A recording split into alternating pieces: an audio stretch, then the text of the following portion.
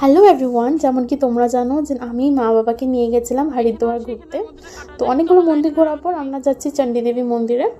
আগে তো ডিটেলস দিয়েই দিয়েছি তোমাদেরকে যে চণ্ডী দেবী আর মনসা দেবী মন্দিরে কীভাবে যেতে হবে, প্লাস তোমরা টিকিটের সাথে বাসও বুক করতে পারো ওখানে, যেখানে তোমাদের এক মন্দিরের থেকে আরেক মন্দিরের রোপওয়ে ডেস্টিনেশন অবধি নিয়ে যাবে।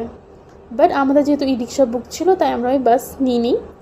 ভিতরে অনেক মন্দির আছে, ট্রাস্ট মি, যেটার উল্লেখ কোথাও করা নেই, ইউটিউবেও করা নেই, প্লাস গুগলেও করা নেই, ইভেন কি ঘুরতে ঘুরতে আমারও মনে নেই। আর যেহেতু ভিডিওসগুলোতে আমি সেই নামগুলো নিতে পারিনি তাই এখানেও জানাতে পারলাম না। বাট অবশ্যই তোমরা যদি যাও তো নিশ্চয়ই ওই মন্দিরগুলো দর্শন করো ভিতরে খুঁজে। এখানে আরেকটা শিব মন্দির ছিল যেটা খুব সুন্দর ছিল দেখতে। ওখান থেকে আমরা অনেকগুলো আশ্রম ঘুরলাম। এখানে এই মন্দিরটা আশ্রমভাবে জানানো বা মন্দিরভাবে জানানো আমার ঠিক মনে নেই, বাট অনেকগুলো ঠাকুর ছিল। তারপর আমরা গেলাম একটা মন্দিরে যেটা বৈষ্ণোদেবী মন্দির বলা হয়, একদম ঠিক বৈষ্ণোদেবী মন্দির যেখানে আছে অ্যাকচুয়াল সেরকমই ডিজাইন করে বানানো। তারপরে আমরা গেলাম একটা ঘাটে, অনেক ছোটো ছোটো ঘাট আছে হরিদ্বারে, হরকি পাউরি ছাড়াও, যেখানে আরতি হয়। তোমরা অবশ্যই যদি দুদিনের প্ল্যান করো, একদিন হরকি পাউরি যেও আর একদিন অন্য ঘাটগুলোর মধ্যে বা একটা ঘাট অন্তত যেও, যেখানে ভিড় কম, তোমরা ভালো মতো আরতি করতে পারবে, সামনের থেকে দেখতে পারবে সব কিছু, আর প্লাস ফটোস ভালো আসে। এখানে মা খুব মজা করছে।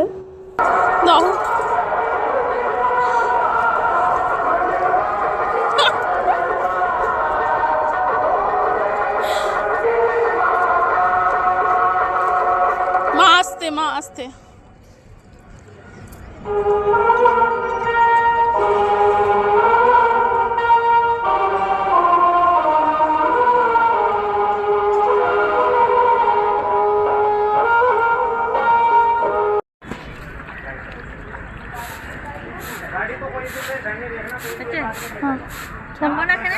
না, আর নামতে হবে না, এখানে শিকল নেই। সেই খুশি পাইতেছো না তুমি নামিয়ে এখানটা। মাকে এখানে খুশি দেখে তো আমার খুব ভালো লাগছিল। আর হ্যাঁ, তোমাদেরকে অবশ্যই দেখাবো নেক্সট কোথায় কোথায় মা বাবাকে নিয়ে গেলাম। তো এটা ছিল আমাদের last day in Haridwar. Hope তোমাদের ভিডিওটা ভালো লেগেছে, and thank you so much for watching.